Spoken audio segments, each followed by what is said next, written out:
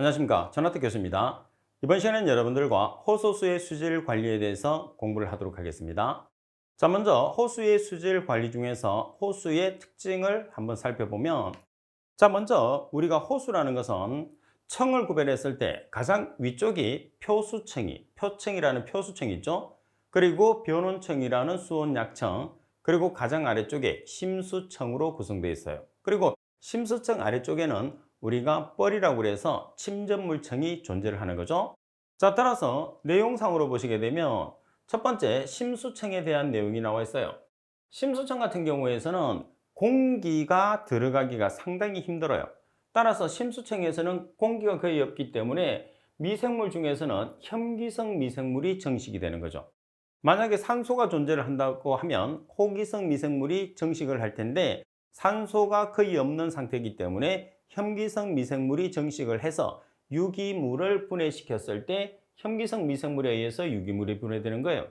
자, 따라서 산소가 없는 상태이기 때문에 수질이 좋을까요? 안 좋을까요? 그렇죠. 수질은 나쁜 상태가 됩니다.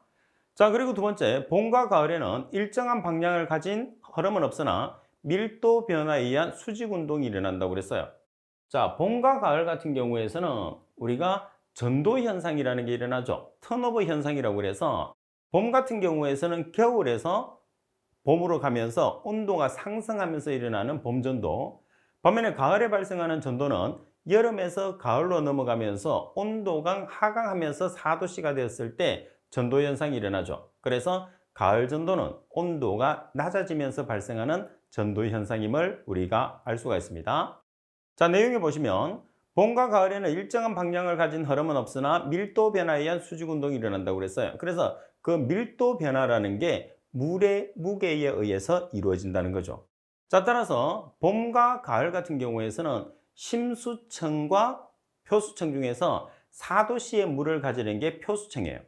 자, 그러면 심수층은 4도씨를 제외한 나머지 온도가 4도씨 부근의 온도가 있겠죠. 따라서 무거운 물은 표수층에 있고 가벼운 물은 심수층이 있기 때문에 전도 현상이 발생하는 거죠. 반면에 여름과 겨울 같은 경우에서는 4도씨의 물이 심수층에 있고, 그리고 표수층의 물이 여름 같은 경우에서는 보통 10도씨 이상, 그리고 겨울 같은 경우에서는 0도씨 정도를 우리가 나타낸다고 봤을 때, 여름에는 층이 강한 성층이 일어나고, 그리고 겨울에는 약한 성층이 일어난다는 것을 우리가 알 수가 있어요. 자, 그리고 3번 표수층. 표수층이라는 것은 가장 표면에 가까운 물이죠. 표수층에서 조류의 활발한 광합성 활동 시에 호수의 pH는 8에서 9 또는 그 이상을 나타낼 수 있다고 그랬어요. 그 이유가 뭐죠? 자, 조류라는 물은 표층에 항상 존재를 해요. 표수층에 항상 조류가 존재를 하는데, 광합성 활동을 하게 되면 뭐가 소모되죠? 물속에 있는 CO2가 소모가 되죠. 그리고 CO2라는 것은 우리가 약산성 물질이에요. 따라서 물속에 산성의 물질이 없음으로써 pH는 어떻게 되죠? 7 이상으로 상승하게 되는 거죠.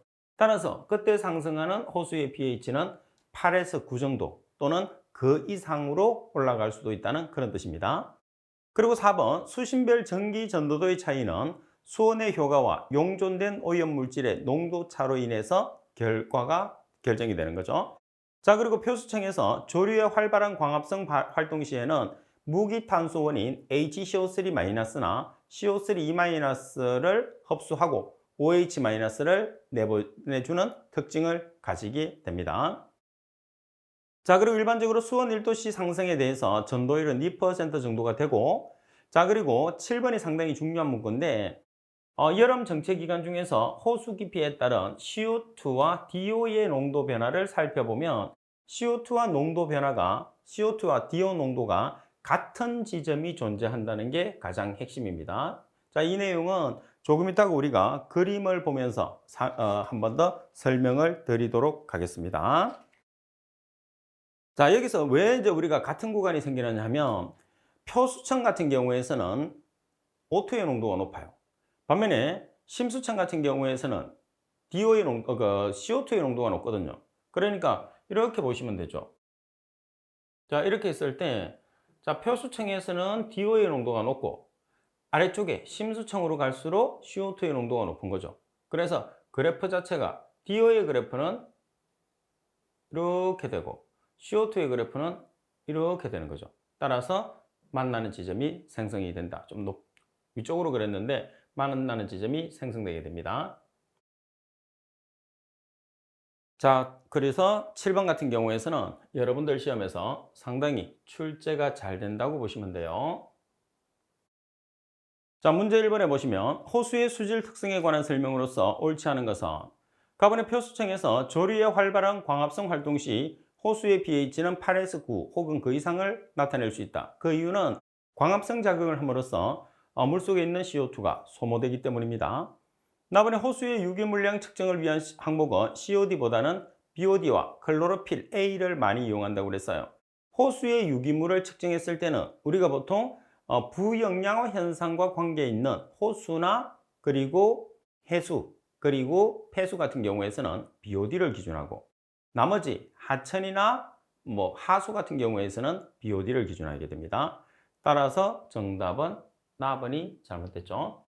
그리고 답은 수신별 전기 전도도의 차이는 수온의 효과와 용존된 오염물질의 농도 차로 인한 결과이다.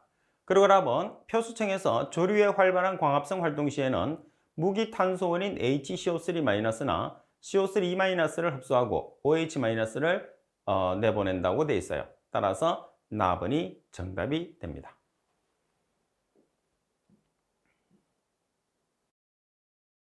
자, 그리고 두 번째, 하천이나 호수의 심층에서의 미생물의 작용을 보시게 되면 수중의 유기물은 분해되어서 일부가 세포 합성이나 유지 대사를 위한 에너지원이 된다. 그리고 호수 심층에 산소가 없을 때 질산이온을 전자 수용체로 이용하는 종속영양 세균인 탈지라 세균이 많아지고 어느 정도 유기물이 분해된 하천의 경우에 조류 발생이 증가될 수 있다. 참고적으로 보시고, 자, 우리가 호수나 저수지, 깊이가 깊은 호수나 저수지 같은 경우에서는 성층이 발생을 할 수 있거든요. 다시 말해서 청이 형성된다는 거죠. 따라서 가장 위쪽을 우리가 에피림니온이라고 해서 순환층이라고 그래요. 다른 말로 표수층이라고 하죠. 자, 그리고 그 아래쪽은 서머클라인이라고 해서 온도의 변화가 가장 큰 층입니다. 그래서 수온 약층 또는 변온층이라고 하죠. 그리고 가장 아래쪽은 하이포림니온이라고 해서 심수층입니다. 산소가 거의 없기 때문에 혐기성 미생물에 의해서 분해가 일어납니다. 자, 그리고 가장 아래쪽에는 뻘층이라고 해서 침전물이 고여있는, 침전물이 쌓여있는 층, 침전물층으로 우리가 나타내게 됩니다. 시험에서 자주 나오니까 꼭 기억을 하세요. 문제 2번에 보면 깊은 호수나 저수지에 수직 방향의 물 운동이 없을 때 생기는 성층 현상의 성층 구분 순서로 맞는 것을 찾으시오 그랬어요. 가장 위에는 순환이 되는 표수층, 그죠? 순환이 되는 표수층을 에피림니온이라고 그러죠. 자, 그리고 바로 아래 단계는 우리가 온도 변화가 큰 수온 약층 또는 변온층이라고 그래서 서머클라인이 존재합니다. 그리고 맨 아래쪽에서는 심수층, 가장 깊은 지점이라는 뜻이겠죠. 그래서 하이퍼림니온 그리고 침전물층이 되니까 정답은 가번이 됩니다.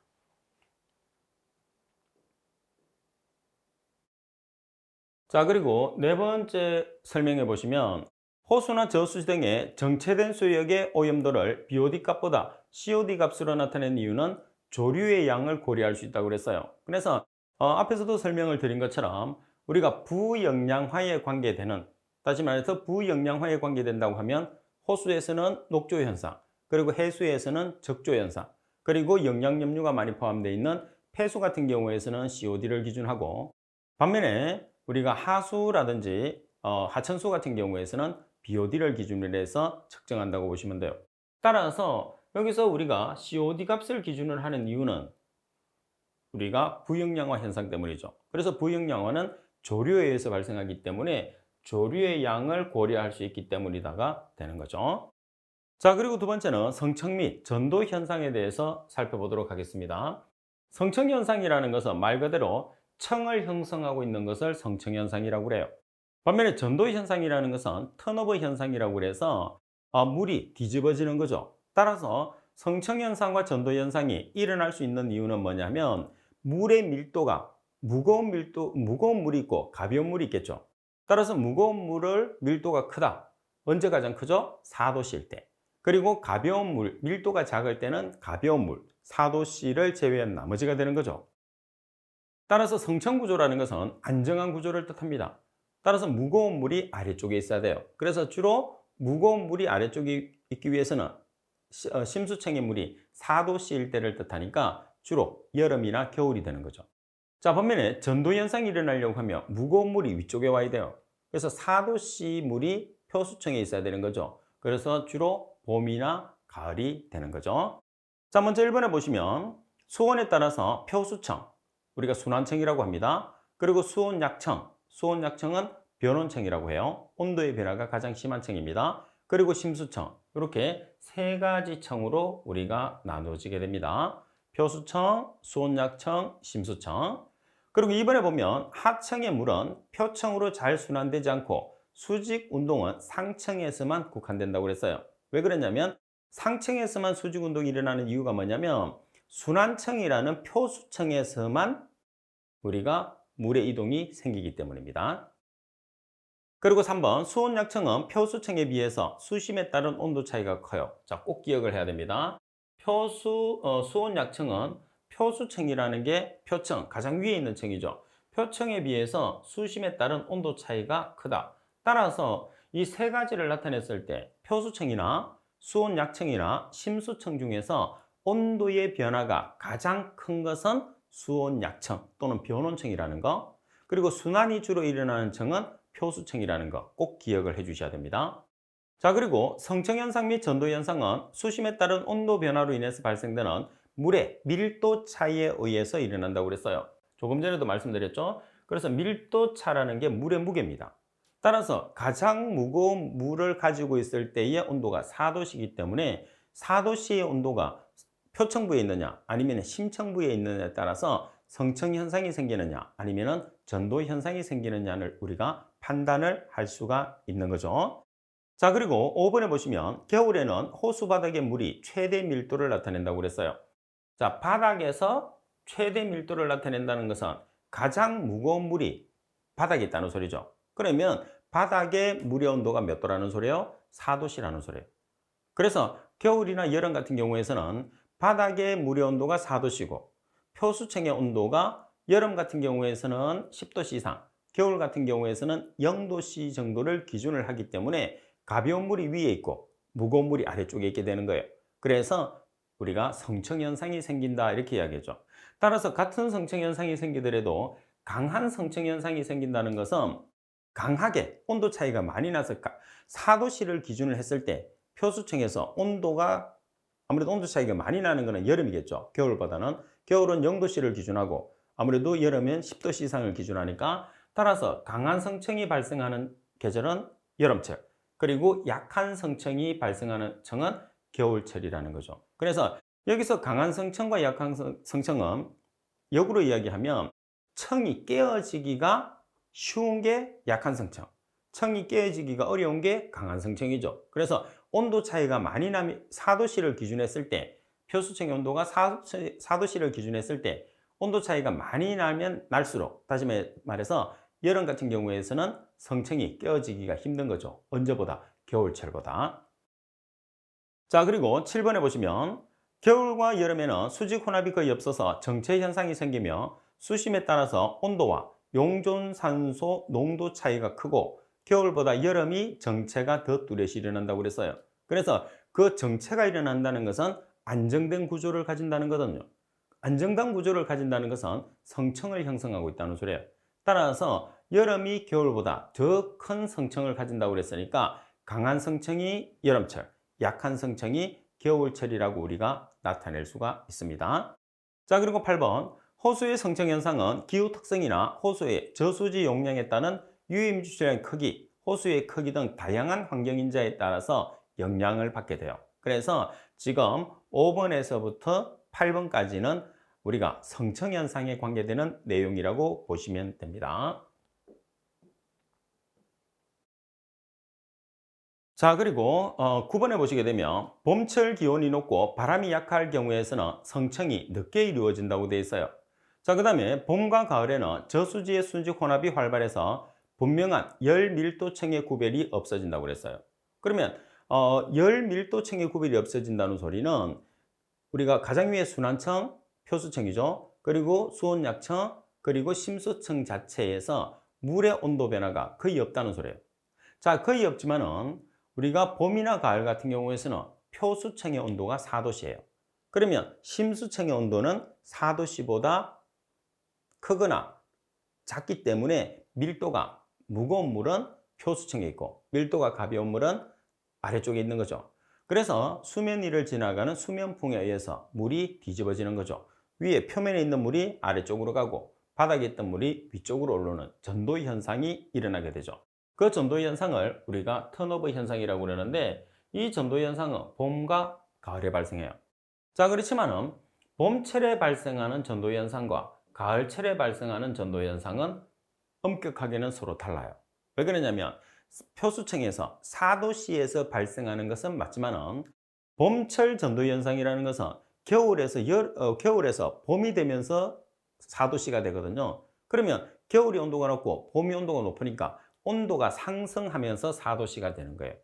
그래서 전도 현상을 형성했을 때 온도가 증가하면서 전도 현상을 발생시키는 거고, 반면에 가을에 발생되는 가을 전도 같은 경우에서는 여름에서 가을로 가는 거죠. 그럼 여름의 온도가 높고 가을의 온도가 낮죠. 그래서 높은 온도에서 4도씨로 낮아지면서 전도 현상이 일어나기 때문에 온도적인 측면에서 보면 가을 전도는 온도가 낮아지면서 발생하는 현상이다, 이렇게 볼 수 있는 거죠. 자, 내용을 한번 보겠습니다. 봄철 전도 현상은 표수층의 수온이 높아지기 시작하고 4도씨가 되면 최대의 밀도를 가짐으로써 표수층의 물이 아래로 이동하게 되고 상대적으로 심수층의 물이 표수층으로 이동하게 되어서 일어난다고 그랬어요. 그래서 설명이 들은 것처럼 수온이 높아지면서 상승하면서 발생하는 전도 현상이에요. 반면에 가을철에 발생하는 전도 현상은 표수층의 수온이 점차 감소되기 시작하고 밀도는 증가되기 시작한다. 표수층의 수온이 심수층의 수온과 비슷해지면 바람에 의해서 표수층의 물이 아래로 이동하고 심수층의 물이 표수층으로 이동해서 발생되게 된다고 그랬어요. 따라서 수온 자체가 어떻게 되는 거죠? 수온이 점차 감소되면서 4도씨가 되어서 일어나는 전도 현상은 가을철에 발생하는 전도 현상이다. 그래서 물이 뒤집어지는 것은 동일하겠지만 온도 변화는 봄철에 일어나는 전도 현상과 가을철에 일어나는 전도 현상이 반대로 작용하게 됩니다. 자, 그림을 보면서 한번 설명을 해드릴게요. 자, 앞에 내용에서 뭐가 있었느냐 하면 DO의 농도와 CO2의 농도가 만나는 점이 있다고 그랬어요. 그죠? 자, 맨 왼쪽의 그래프를 보시게 되면 자, 우리가 표수층에는 뭐가 증가하느냐 하면 DO의 농도가 증가해요. 반면에 심수층으로 가면서 뭐의 농도가 증가하느냐 하면 CO2의 농도가 증가합니다. 그래서 지금 보시다시피 표수층에는 DO의 농도가 높은데 아래쪽으로 내려가면 내려갈수록 DO는 감소해요. 반면에 CO2 같은 경우에서는 반대로 표수층의 CO2의 농도는 상당히 작아요. 근데 심수층으로 내려가면서 CO2가 증가하거든요. 그래서 이 지점에서 만나는 점이 발생을 하죠. 그래서 특정하게 어느 지점인지는 모르겠지만 만나는 지점이 발생을 한다, 이렇게 볼 수가 있는 거죠. 자, 그리고 두 번째 그림을 보시게 되면 층을 형성을 해놨죠. 가장 위쪽이 에피림니온이라고 그래서 순환층입니다. 그리고 서머클라인이라는 수온 약층, 그리고 하이퍼림니온이라는 심수층, 그리고 맨 아래쪽에는 전이층이 존재를 하죠. 그래서 표수층 같은 경우에서는 산소 공급이 많기 때문에 호기성으로 존재합니다. 반면에 심수층 같은 경우에서는 산소가 거의 없기 때문에 혐기성으로 존재를 해요. 반면에 변온층 같은 경우에서는 호기성과 혐기성이 합쳐 있는, 혼합되어 있는 이미성이다, 이렇게 우리가 표현할 수도 있습니다. 자, 그리고 세 번째 그림을 보시게 되면 항상 4도씨를 기준을 했을 때 4도씨의 물의 밀도가 가장 큰 값을 가지는 거죠. 그러면 먼저 봄을 기준으로 해서 보면 봄에는 여러분 봄과 가을 같은 경우에서는 표수층이 4도씨예요. 그러면 심수층은 4도씨와 가까운 물이 되겠죠. 따라서 밀도가 큰 물이 위에 있고 밀도가 작은 물이 아래쪽에 있는 거예요. 그래서 수면을 지나가는 수면풍에 의해서 물이 뒤집어지죠. 그래서 표수층에 있는 물이 아래쪽으로 가고 심수층에 있는 물이 위쪽으로 가게 되는 거죠. 그래서 전도 현상이 발생하게 되죠. 따라서 전도 현상은 봄과 가을에 발생하는 특징을 가지게 됩니다. 자, 그리고 성층 현상을 보시게 되면 4도씨를 기준을 했을 때 여름 같은 경우에서는 예를 들어서 10도씨라고 가정을 하고 겨울 같은 경우에서는 0도씨라고 가정을 해요. 그러면 맨 아래쪽이 몇 도예요? 4도씨죠. 자, 그럼 구별을 하기 위해서 둘 다 4도씨로 보시면 됩니다. 그러면 심수청은 4도씨 동일하죠. 표수청은 여름에는 10도씨, 겨울에는 0도씨, 심수청은 4도씨. 그러면 중간에 들어있는 수온약청이라는 것은 표수청과 심수청을 이어주는 역할을 한다고 생각하시면 돼요. 그래서 여름 성청에서 발생했을 때는 이렇게 각도가 상당히 커지죠. 온도가 4도씨와 온도가 차이가 많이 나니까. 반면에 겨울 같은 경우에서는 4도씨와 0도의 차이가 얼마 나니까 이렇게 기울기가 작아지는 거죠. 그래서 기울기가 작아진다는 소리는 청이 깨어지기도 쉽다는 소리예요. 기울기가 커진다는 소리는 청이 깨어지기도 어렵다는 소리가 되겠죠. 그래서 강하게 청이 형성되어 있다고 해서 여름 같은 경우에서는 강한 성청, 그리고 겨울 같은 경우에서는 약한 성청이 형성된다 이렇게 보는 거죠. 그래서 결론적으로 전도 현상이 발생하는 계절은 봄과 가을, 그리고 성청 현상이 발생하는 계절은 여름과 겨울. 대신에 성청 현상 같은 경우에서는 강한 성청 현상은 언제 발생하느냐면 여름에 발생합니다. 그리고 약한 성청 현상이 발생하는 것은 겨울에 발생한다. 꼭 정리를 하도록 하십시오. 자, 문제 3번에 보시게 되면 성청 현상에 대한 내용으로서 틀린 것은 어느 것인가? 자, 답은 수심에 따른 온도 변화로 발생되는 물의 밀도 차이에 의해서 발생합니다. 그래서 무거운 물이 4도씨의 무거운 물이 아래쪽에 있고 아래쪽에 있으면 안정된 구조, 성청 현상이 생기고 반면에 무거운 4도씨의 물이 표수층에 있으면 전도 현상이 발생하게 됩니다. 그리고 봄, 가을에는 저수지의 수직 혼합이 활발하여 분명한 청의 구별이 없어진다. 그래서 전도 현상이 발생하는 거죠. 그리고 답은 여름의 수심에 따른 연직 온도 경사와 산소 구배는 반대 모양을 나타내는 것이 특징이다. 자, 여기서 여름의 수심에 따른 연직 온도 경사와 산소 구배가 반대가 된다고 하는데 반대가 되는 게 아니고 우리가 반대가 되는 건 뭐예요? CO2와 DO의 그래프예요. 근데 지금 문제 조건에서 보시게 되면 온도와 산소 구배는 같은 동일한 모양을 나타내게 됩니다. 그리고 겨울과 여름에는 수직 운동이 없어서 정체 현상이 생기며 수심에 따른 온도와 용존 산소 농도 차이가 크다고 그랬어요. 그래서 DO와 CO2의 관계를 여기서 여러분들이 헷갈리시면 안 됩니다. 따라서 정답은 지금 반대 모양을 나타내는 게 아니라 동일한 모양을 나타낸다. 이렇게 여러분들이 보시면 됩니다. 정답은 답은. 자, 그리고 세 번째는 부영양화입니다. 자, 우리가 호수에서 부영양화라는 것은 녹조 현상을 뜻하는 거죠. 반면에 해양에서 부영양화라는 것은 적조 현상을 뜻해요. 자, 먼저 호수에서 발생되는 부영양화 현상을 한번 살펴보겠습니다. 자, 호수에서 발생되는 부영양화를 보면 먼저 1번 투명도를 기준으로 부영양화의 정도를 지수로 평가하는데 대표적으로 사용되는 게 뭐냐면 칼슨 지수죠. 그래서 이 칼슨 지수라는 것은 부영양화 지수라고 그래요.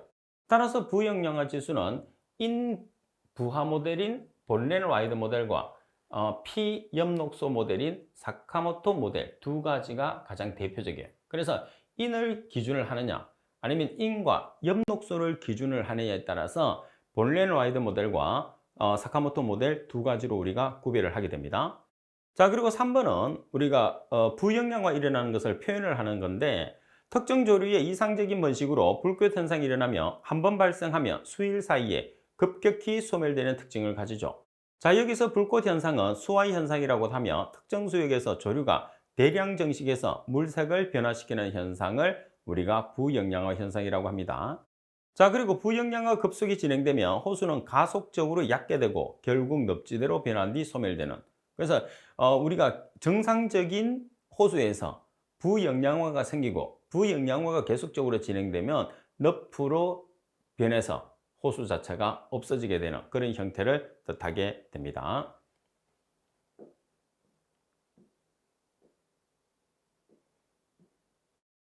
자, 그리고 7번에 보면 질소나 인 등의 영양물질의 유입에 의해서 발생합니다. 그 이유가 조류 자체가 급성장을 하기 위해서는 영양물질을 흡수해야 되거든요. 그래서 영양물질은 외부에서 받는데 우리가 인이나 질소가 영양염료예요. 그러면 두 가지를 외부에서 다 받는 게 아니라 대부분 우리가 부영양화를 일으키는 조류가 남조류거든요. 근데 그 남조류는 대기 중에 있는 질소를 고정하는 능력을 가지기 때문에 외부로부터는 질소를 공급받는 게 아니고 인만 공급을 받으면 되는 거예요. 그래서 질소와 인 중에서 인의 영양염류 유입이 많아졌을 때 적조 현상이 급격하게, 부영양화 현상이 급격하게 일어나는 거죠. 호수에서는 녹조 현상이고, 그리고 부영양화에서 주로 문제가 되는 것은 남조류입니다. 그리고 성층이나 전도 현상에 의해서 부영양화가 촉진되기도 하죠. 물 전체가 이렇게 혼합되기도 하고 정체되어 있는 해역에 나타나기 때문에. 자, 문제 4번에 보면 부영양화의 영향으로 틀린 것은 부영양화가 진행되면 상품 가치가 높은 어종들이 사라져서 수산업의 수익성이 저하된다. 나번에 부영양화된 호수의 수질은 질소와 인 등의 영양염류의 이상 성장을 초래하고 병충해에 대한 저항력을 약화시킨다. 그리고 답은 부영양화의 pH는 중성 또는 약산성이나 여름에는 일시적으로 강산성으로 나타내어서 전이청의 용출을 유발한다고 되어 있어요. 자, 설명해 보시게 되면 부영양화의 pH는 주로 우리가 중성이나 약알칼리성이에요. 그렇지만은 여름에는 일시적으로 강알칼리성이 나타나서 전이청의 용출을 유발하기도 하게 됩니다. 따라서 답은이 잘못됐어요. 자, 그리고 라번에 보면 조류로 인해서 정수 공정의 효율이 저하되겠죠. 그래서 조류 같은 경우에서는 정수에서 상당히 안 좋은 역할을 많이 하는 미생물입니다.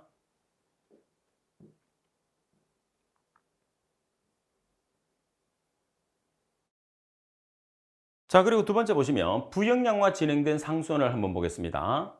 조류의 번성으로 인해서 여과지나 스크린이 폐쇄되고 우리가 정수를 하려고 하면 물을 우리가 유입을 시켰을 때 스크린이나 여과제를 사용하잖아요. 그 조류 자체가 여과제나 스크린의 공격을 받게 되는 거죠. 자, 그리고 여과제의 역세척 횟수를 늘리며 온이 발생량도 증가한다. 온이라는 것은 일종의 미생물 덩어리가 되는 거죠. 그리고 부영양화된 상수원에서 조류에 의한 냄새가 발생할 수 있으며 보통 비린내나 흙냄새, 곰팡이 냄새 등이 발생하는 게 또 단점이죠. 그리고 부영양화된 호수에서 취수한 상수원수는 현탁오염 물질, 미량의 부식 물질 등이 많아서 타수원에 비해서 응집 처리가 용이하지 못하죠. 그러니까 원수로서 적합하지 못하다는 뜻입니다. 그리고 부영양화란 1차 생산자의 식물성 플랑크톤의 생산량이 증가되는 현상이고 이를 먹이로 하는 동물성 플랑크톤, 어류 등의 생산량이 증대될 수 있다. 이렇게 보시면 됩니다. 자, 그 다음에 부영화 현상이 발생했을 때 부영양화 현상을 억제할 수 있는 방법이 있습니다. 자, 첫 번째 보면 영양염류를 발생시킬 수 있는 요인을 우리가 제거를 하는 거예요. 그럼 그 영양염류라는 게 뭐라고 그랬어요? 질소나 인이라고 그랬어요. 그래서 질소나 인이 발생하는 요소를 우리가 제거하는 거죠. 그게 바로 뭐냐면 비료나 합성세제죠. 비료 같은 경우에서는 인을 주성분으로, 질소를 주성분으로 하는 비료들이 있잖아요. 그리고 합성세제에는 인이 많이 포함되어 있는 게 특징이죠. 그래서 우리가 여러분들이 사용하는 세제 중에서도 거품이 주로 발생하는 것은 인이 포함되어 있기 때문입니다. 그리고 축산폐수의 유입을 막습니다. 축산폐수 같은 경우에서도 영양염료들이 많이 포함되어 있죠. 그리고 3번 과잉번식된 조류는 약품을 이용해서 우리가 조류를 제거를 해요. 그럼 어떤 약품을 쓰느냐면 살조제라고 합니다. 그래서 살조제를 사용하는데 CuSO4라는 황산구리입니다. 그래서 황산구리가 황산동이에요. 같은 말입니다. 구리가 동이니까. 그래서 황산동을 살포해서 제거하고 억제합니다. 근데 문제점이 있어요. 이렇게 살조제라는 황산동을 우리가 살포하게 되면 조류만 제거를 할 수 있는 게 아니라 물속에 있는 다른 어류나 식물에도 영향을 미친다는 거죠. 그래서 살조제를 사용하기가 쉽지 않습니다. 그리고 4번 하수 처리장에서 질소와인을 제거하기 위해서 고도 처리 공정을 도입해서 질소인의 호소 유입을 막는다. 이 방법은 지금도 상당히 많이 사용하고 있는 방법이죠. 자, 문제 5번. 부영양화의 방지 대책과 가장 거리가 먼 것은 N이 인이죠. N이 질소죠. P가 인이고 질소와 인의 유입을 방지하여야 한다. 맞습니다. 질소와 인이 유입되면 조류가 급성장을 하죠. 그리고 조류의 번식을 방지하기 위해서 CaCO3를 살포한다. CaCO3는 탄산칼슘이죠. 탄산칼슘은 여러분들이 배운 내용을 기준하게 되면 경도나 알카리도의 기준물질. 자, 그리고 답은 포기 등의 방법으로 저산소층을 제거한다. 영양염류를 침전시키고 이 침전 물질을 불활성화시켜야 한다. 따라서 나번에서 굳이 살조제를 사용하려고 하면 황산동이라는 살조제를 여러분들이 사용을 해야 되는 거죠. 그렇지만은 사용하지 못하는 이유는 말씀드렸어요.